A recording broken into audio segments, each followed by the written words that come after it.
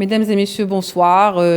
Merci de nous rejoindre pour le débat de cette édition spéciale. Le débat se poursuit au sein de l'Assemblée générale de l'ONU, la 77e du genre, une assemblée pas comme les autres puisque la conjoncture politique et économique dans le monde est en pleine mutation et connaît des bouleversements de grande envergure. Une assemblée sur fond de crise ukrainienne et de tensions taïwanaises. Quelle place pour le monde arabe devenu malgré lui le témoin du siècle?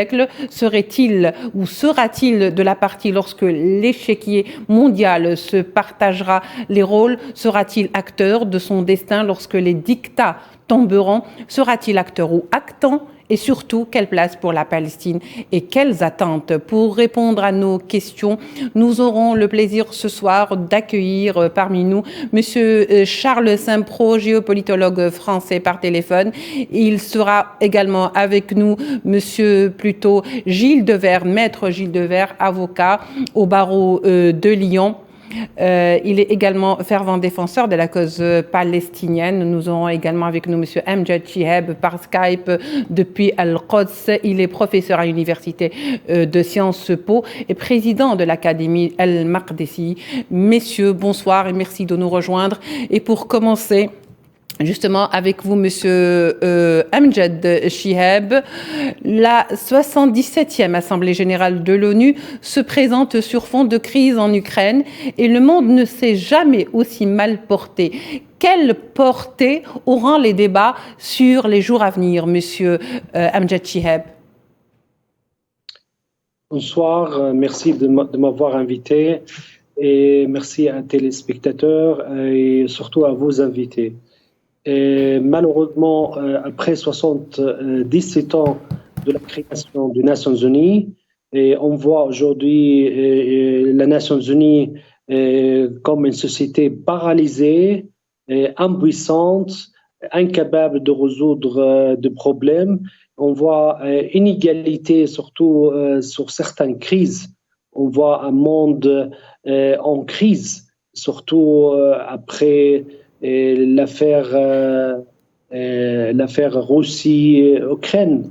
On voit l'Occident incapable de résoudre le problème et surtout avec les Nations Unies.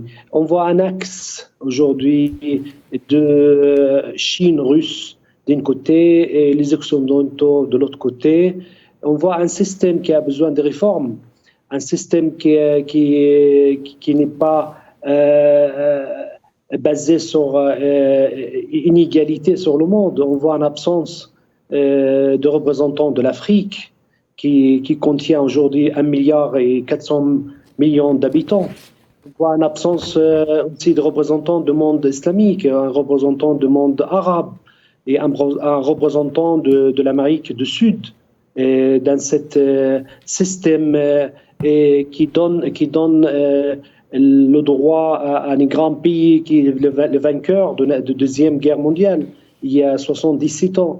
Et on voit aujourd'hui une société des Nations Unies paralysée comme on ne l'a jamais vu, surtout que les crises, on est au bord d'une crise économique, d'une crise militaire et d'une crise aussi alimentaire qui touche le monde entier. Et ce système qui aujourd'hui qui n'a pas réussi aussi à résoudre des conflits très très anciens et comme la cause palestinienne qui dure depuis 74 ans et qu'on le voit même pas aujourd'hui sur la liste des problèmes qui doit être traités en priorité. Et on voit Nations Unies dirigées par les grands puissants, surtout par les Américains, et avec une stratégie de refermer plus et isoler les Russes pour les intérêts justes des grands pays, et en oubliant qu'il y a d'autres conflits qui durent depuis décennies, qui ont besoin d'être résolus. Et ça reste toujours dans une atmosphère d'inégalité, et la pauvreté augmente, et les conflits continuent d'exister dans le monde. Et là, aujourd'hui, avec une une crise et qui peut donner une ouverture peut-être d'une troisième guerre mondiale, surtout après les menaces de Russes. Si les Occidentaux continuent d'envoyer des armes modernes, surtout d'envoyer des missiles à longue portée, les Russes menacent sérieusement d'utiliser des armes nucléaires entre guillemets stratégiques. Oui, alors ce qui nous intéresse aujourd'hui plus particulièrement, et on sait très bien que cette assemblée se déroule justement, comme vous le disiez, Monsieur Amjad Chihab, sur fond de crise ukrainienne, même sur fond de crise taïwanaise. Mais le monde arabe dans tout ça, on sait très bien que le monde arabe, à l'instar de tous les pays, mais de manière un peu plus différente, subit les conséquences de cette crise en plein face. Justement, comment compte-t-il s'imposer et surtout comment compte-t-il faire entendre sa voix? Malheureusement, le monde arabe aujourd'hui est fragilisé et divisé, surtout divisé entre deux blocs qu'on les appelle les pays arabes qui veulent normaliser avec l'ennemi. L'entité sioniste, oui. Voilà, sioniste. Et un monde arabe qui refuse, toujours des pays qui refusent totalement de normaliser avec cet ennemi qui menace la dignité et qui menace la dignité du monde arabe, qui menace les intérêts du monde arabe, qui menace aussi le peuple palestinien, qui étouffe complètement le peuple palestinien, qui ne veut pas résoudre les conflits arabo-israéliens sur une base de droit international et sur une base égale de autodétermination du peuple palestinien. Et malheureusement, le pays arabe est aujourd'hui incapable d'être uni dans une seule voie et demander son droit d'exister comme un État, comme un monde qui a besoin d'avoir un siège au sein du Conseil de sécurité, qui a le droit aussi d'être acteur dans le système mondial. Malheureusement, le monde arabe aujourd'hui, on ne l'a jamais vu fragilisé, faible comme on le voit aujourd'hui, devant bas sur la scène internationale seulement, mais devant aussi les refus d'unité sionisme de faire de régler les problèmes palestiniens et surtout refuser de créer un État palestinien au Proche-Orient. Et c'est une menace aussi qui commence à grandir après les agressions contre les troisième lieux saints à Jérusalem, l'esplanade de la mosquée, et ça peut-être déclencher à long terme une guerre avec plusieurs sens, que ce soit politique ou religieux ou historique ou autre chose. Oui, très bien, Monsieur Amjad Chihab. Monsieur Gilles Devers, bonsoir. Alors, le Premier ministre de l'entité sioniste a rappelé, ou a appelé plus exactement, à une solution à deux États avec les Palestiniens lors de son discours à l'ONU. Alors, à quoi ça rime tout ce jeu? Est-ce que c'est un subterfuge justement pour garder les langues liées pour les décennies à venir et servir beaucoup plus le verbe que l'acte, puisqu'on sait très bien que l'entité sioniste a toujours prôné, ou n'a pas toujours prôné, mais en tous les cas, elle a toujours trouvé comme prétexte justement cet État, un pays à deux États, mais qui ne l'a jamais appliqué sur le terrain. Oui, c'est de l'esbrouf. Oui. C'est un slogan, c'est de la communication, c'est une sinistre comédie. Et il n'y a rien de neuf. Ça ne vaut même pas la peine de lire le discours du Premier ministre israélien, c'est que du temps perdu. Il faut poser les bases. Et les bases historiques que tout le monde connaît, enfin que tous les observateurs sérieux connaissent, c'est que la Palestine, elle préexistait à Israël et que Israël s'est construit sur la terre palestinienne et s'est même construit en prenant la suite des traités internationaux qui avaient été signés par la Palestine. Donc c'est Palestine en un et Israël en deux. Ils inversent le raisonnement. en disant mais tout est israélien et on peut concéder un certain nombre de droits aux Palestiniens. Mais si vous partez de cette base, vous n'arriverez à rien. Et tous les acteurs majeurs de la politique ne cessent de le rappeler, notamment tous ceux qui restent debout dans le camp arabe et qui refusent les contacts diplomatiques et l'action diplomatique commune tant que cette question n'a pas été réglée. Israël s'est créé sur le territoire palestinien. La déclaration de 48 faite à l'ONU, elle était parfaitement claire. Et une fois que vous avez créé un État, ben c'est très bien. Comment vous faites le lendemain pour envoyer une lettre, pour donner un appel téléphonique, pour régler le moindre problème de nationalité? Il vous faudrait signer tous les traités internationaux le lendemain. Or, nous avons les déclarations de l'ONU à l'époque, faites à l'ONU par les nouveaux dirigeants, qui disaient mais on prend la suite des accords qui ont été signés par la Palestine. Donc il y a bien une Palestine qui préexiste. Et l'entourloupe majeure a été les accords d'Oslo qui sont venus non pas sous pression des Nations Unies, mais sous pression des États-Unis, parce qu'il fallait casser la dynamique nationale très forte du peuple palestinien. Le peuple palestinien, il a été écrasé, il a été éliminé. Il y a eu la Nakba avec ses 700 000 victimes, mais il y a eu aussi l'élimination juridique qui était la responsabilité de l'ONU, vu que l'ONU s'est satisfait de dire il n'y a plus de Palestiniens, ça n'existe plus. L'UNRWA est créé simplement sur une base sociale et d'éducation, mais il n'y a plus de représentation politique, alors même que la Palestine était un État avant. Donc il y a une disparition d'État qui est un cas unique dans l'histoire et qui est une responsabilité grave de cette instance.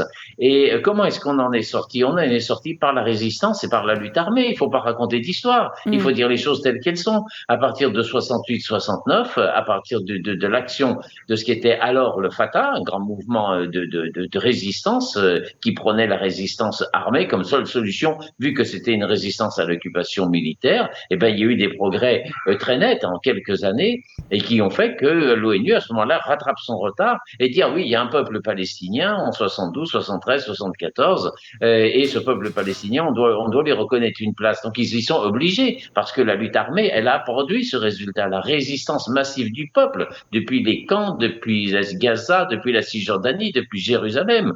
Tout ça, ça a été fait. Voilà. Et voilà. Donc ensuite, leur effort, c'est de balayer ça et de transformer sur Oslo, où à Oslo, vous n'êtes plus un État souverain, vous n'avez jamais existé, vous n'avez pas de souveraineté, votre terre n'existe pas. Tout ce que vous pouvez faire, c'est demander à Israël qui vous concède des droits. Et c'est la base de la déclaration du Premier ministre à ce jour. Vous aurez un deuxième État si c'est moi qui vous le donne. Bon, c'est pas sérieux. Oui, voilà. C'est-à-dire que c'est un discours complètement contradictoire, paradoxal, hypocrite, où le verbe n'est pas du tout joint à l'acte et vice-versa.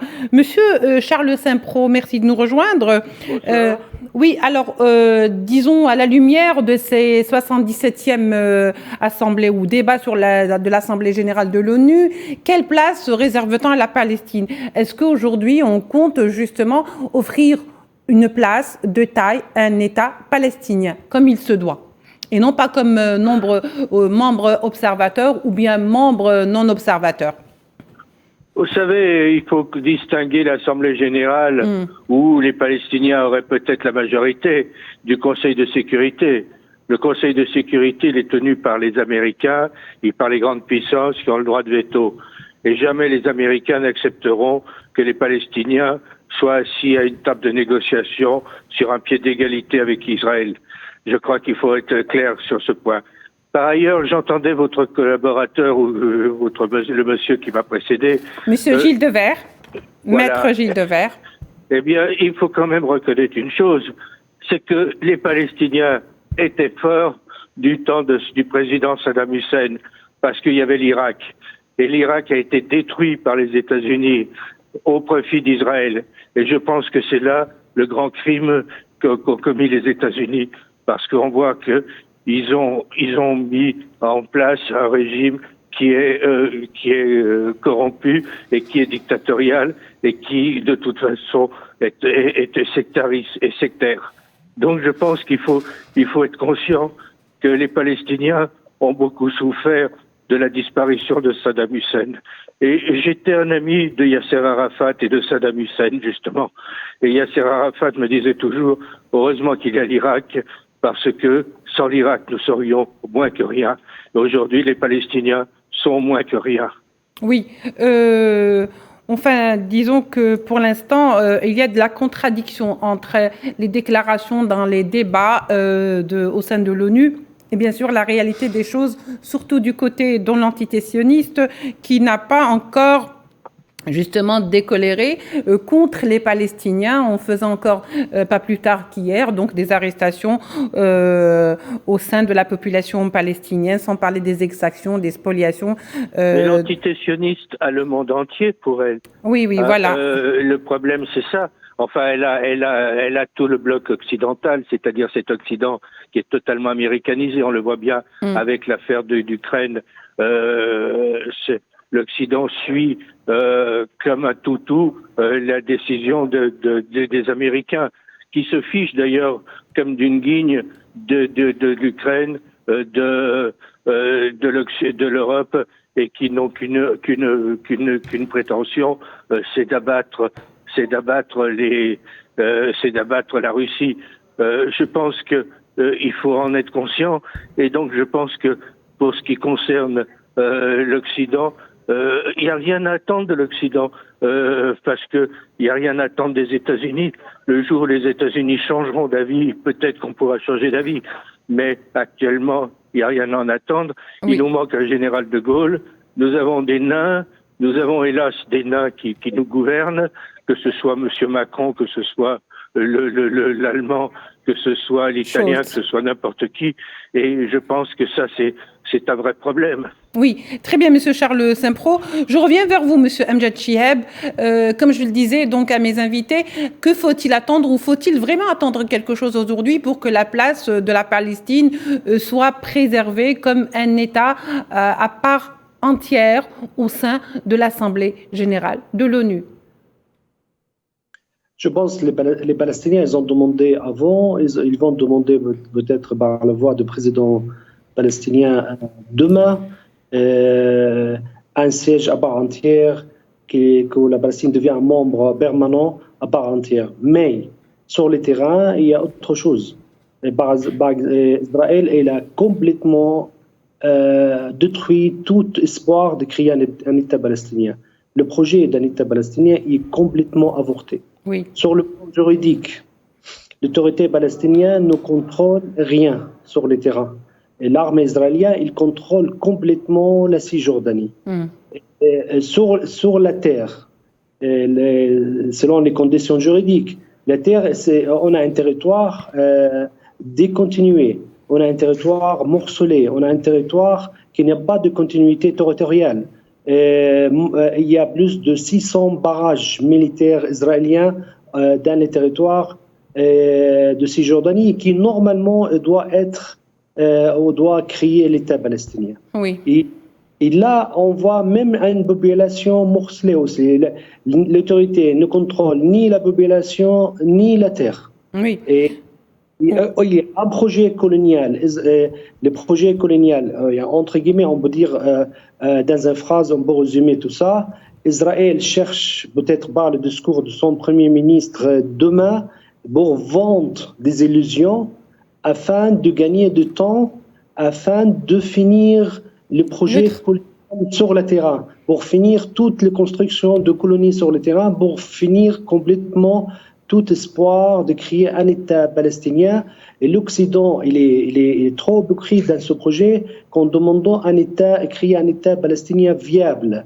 Ils savent très bien qu'il n'y aura jamais un État palestinien viable, autant qu'il y aura des centaines de colonies au cœur des territoires qui, normalement, les territoires, soi-disant les territoires occupés par Israël en 1967, on l'appelle la guerre de 6 jours. A été encore grignoté, il faut le dire.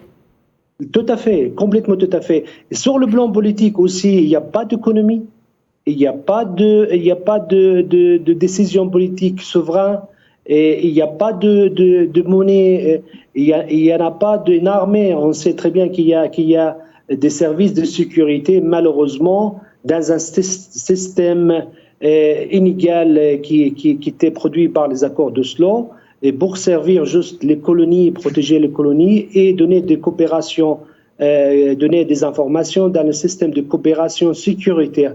Les seules raisons qu'Israël laisse l'autorité palestinienne continue, c'est que cette autorité sert l'état d'occupation et a continué ses projets de voler la richesse naturelle du territoire palestinien, d'utiliser la population comme de main-d'œuvre et d'utiliser la Cisjordanie, la population palestinienne, Cisjordanie et même la bande de Gaza qui est complètement sous embargo comme un marché de production israélien. Et malheureusement, on est dans un chemin qui sans issue. Sans issue, qui donne à une vraie catastrophe dans l'avenir. Oui. Mais tout espoir de créer un État palestinien, c'est complètement avorté. Et sans intervention militaire ou peut-être économique, de pression économique, Israël, je pense jamais qu'il prendra une décision de reculer ou de retirer, même d'arrêter, au moins d'arrêter, de stopper la colonisation. Absolument. Chaque jour. Voilà, oui, tout à fait. Merci, monsieur donc Amjad Chihab. Monsieur Gilles Devers, je reviens vers vous et je reviens justement sur les discours ou les débats ou les interventions des pays qui ont pris la parole lors de cette 77e Assemblée générale ou les débats qui ont été donc en cours. Le président américain, par exemple, Joe Biden, a plaidé à nouveau et appelant de ses voeux à la création d'un État palestinien. Alors, jusqu'à quand ce genre de discours creux dont on sait que sur le terrain, ils ne seront jamais actifs? Je pense qu'il faut revenir aux fondamentaux, c'est-à-dire à la souveraineté du peuple et au droit à l'autodétermination.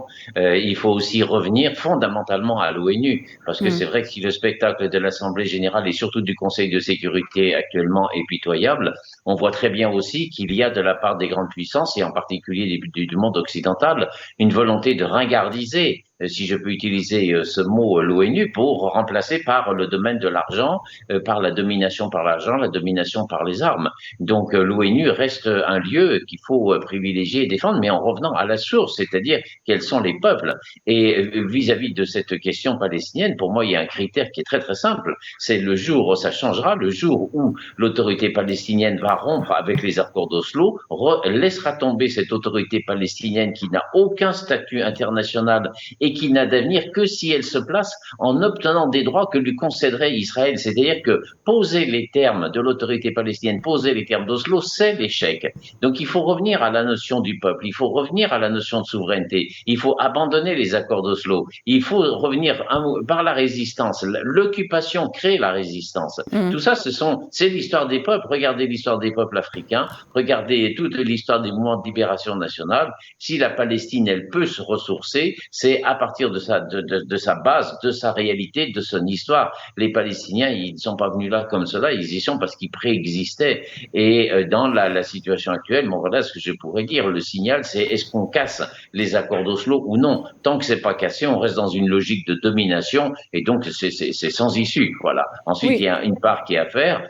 Est-ce que les dirigeants de Ramallah sont en mesure? Eh bien, écoutez, ils ont fait certaines choses à la CPI, à la Cour pénale internationale, ça leur a pas porté malheur, vu que la Cour pénale internationale a jugé que la Palestine était un État comme les autres. Et qu'est-ce qu'ils en ont fait? Rien du tout. Voilà. Absolument. Donc, il faut revenir à ces fondamentaux. Très bien. Alors, messieurs, je vous propose d'écouter avec nous à l'instant le membre du bureau politique du Hamas, Mahmoud Al-Zahar, qui revient sur justement les exactions de l'entité sioniste sur les Palestiniens et notamment sur l'esplanade Al-Aqsa.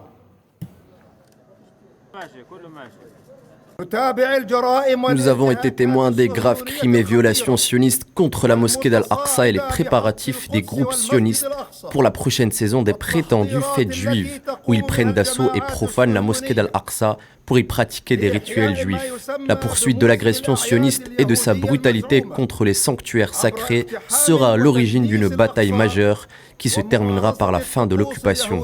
Nous affirmons l'engagement du Hamas et du peuple palestinien à défendre les droits de notre peuple par tous les moyens possibles, et je le répète, par tous les moyens possibles.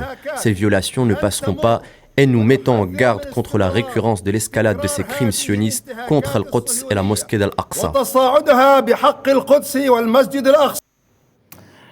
Très bien, messieurs, vous venez donc de l'écouter tout comme nous.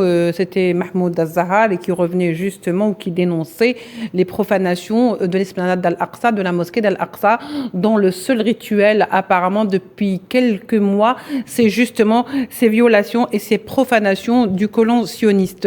Monsieur Charles Saint-Pro, alors il y a eu des voix qui se sont élevées pour justement revendiquer un siège au sein du Conseil de sécurité de l'ONU afin que justement les décisions prises ne soient pas monopolisées par les États membres. Qu'en pensez-vous? Est-ce que vraiment cette revendication risque-t-elle d'aboutir? Non, je ne pense pas, parce que de toute façon, personne n'en veut. Et puis, ça serait quel État? Ça serait quel État qui représenterait les Palestiniens, qui représenterait le droit, qui représenterait la justice? Personne. Donc, il ne faut pas se faire d'illusions. Les Américains n'en veulent pas, les Anglais n'en veulent pas, je pense que les Russes et les Chinois n'en veulent pas, et je pense qu'in fine, les Français n'en voudraient pas, sauf au profit de l'Allemagne, qui a une position très louche en la matière. Donc je pense qu'il ne faut pas se faire d'illusions sur le Conseil de sécurité. Je pense aussi, en fait, je voudrais rappeler deux choses. Ce que me disait Michel Joubert. Michel Joubert me disait « Israël est en danger de paix ». C'est-à-dire qu'Israël ne veut pas la paix. La logique d'Israël, c'est la guerre. Il faut en être convaincu. Hein, parce qu'il se retrouverait, s'il y avait la paix, face à toutes leurs contradictions, entre juifs ashkénazes et juifs séfarades, entre religieux et non religieux, etc., etc. Donc, il y a une union sacrée qui est faite contre les Arabes, et je pense qu'il faut en être convaincu.